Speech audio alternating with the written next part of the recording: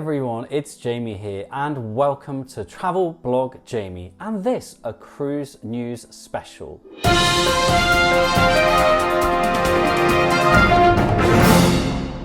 Don't forget to click the thumbs up icon and subscribe for your bi-weekly cruise and travel vlogs from me.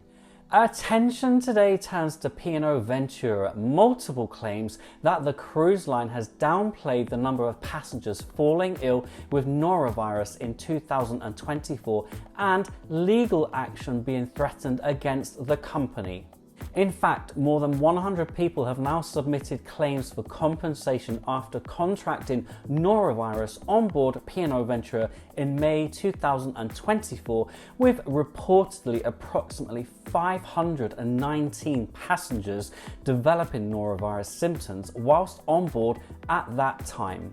Hudgell Solicitors confirmed it was representing 115 holidaymakers to seek compensation for illness, loss of enjoyment and losses. Lawyers also claimed that there had been repeated outbreaks of norovirus on board P&O Ventura between April and June 2024. It is said that around 519 cruise goers developed norovirus symptoms in May after Ventura departed Southampton, destined for a 2-week cruise of the Canary Islands. P&O Cruises released a statement apologising and assured it would be responding to the letter of claim.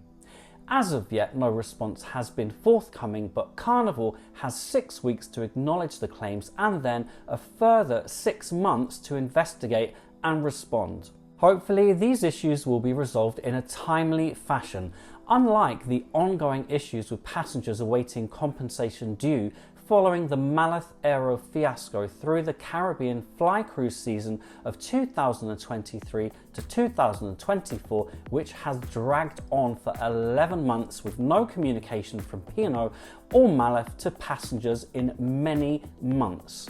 P&O's parent company, Carnival, has been accused by passengers and lawyers of downplaying numbers of passengers affected, claiming fewer than 1% of those on board had reported symptoms, whereas Southampton's Port Authority has since revealed that that number was closer to 12%. Carnival stats are certainly not adding up here if this is the case, and is leading people to question why the figures are so far removed from those presented by the Port Authority.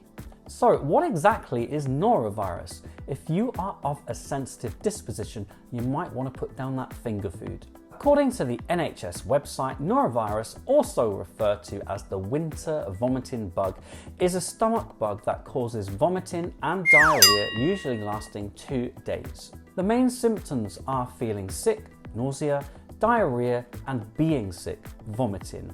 You may also have a high temperature, a headache, and aching arms and legs. The symptoms usually start very suddenly, within just 1 to 2 days of being infected. To treat norovirus, it's advised to rest and to have lots of fluids to avoid dehydration.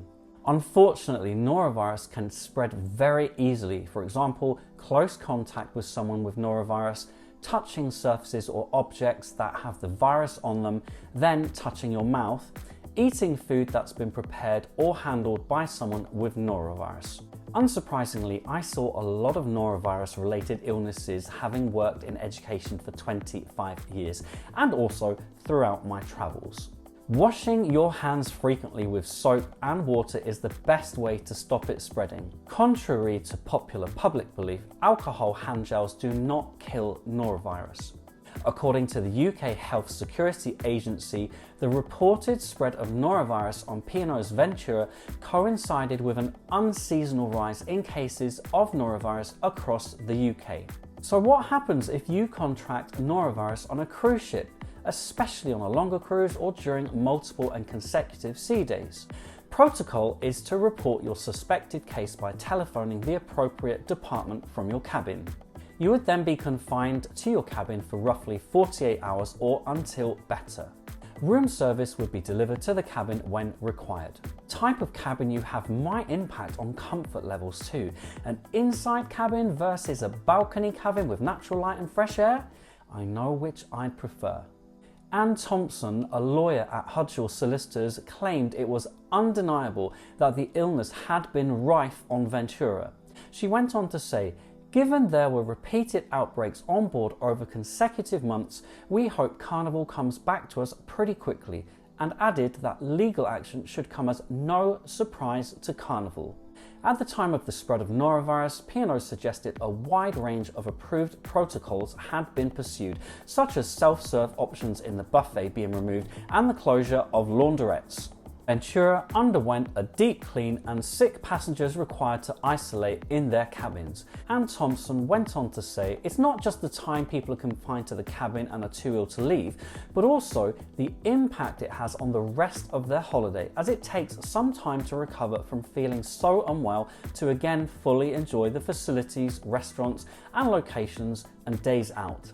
The spread of norovirus isn't exclusive to the cruise industry, nor just one ship, of course. Figures have revealed an outbreak also occurred on P&O's Aurora at a similar time to that of Ventura in late April 2024, where over 300 people, that's a significant 16% of passengers, were taken ill with suspected norovirus during a 19-night Mediterranean cruise. And again, on the following P&O Aurora cruise, just over 11% of passengers reported symptoms of norovirus on a mini cruise to Belgium in May 2024.